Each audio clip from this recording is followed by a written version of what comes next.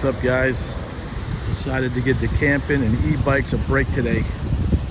Came to the beach. Really nice out today. A little windy. A little windy.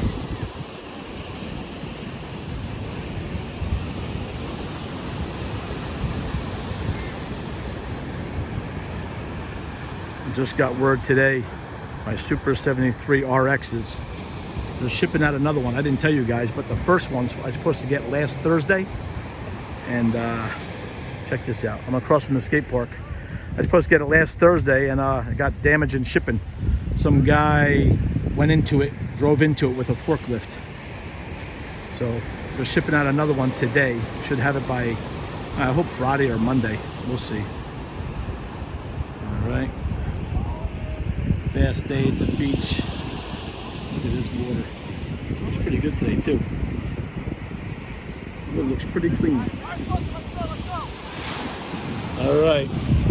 Over and out.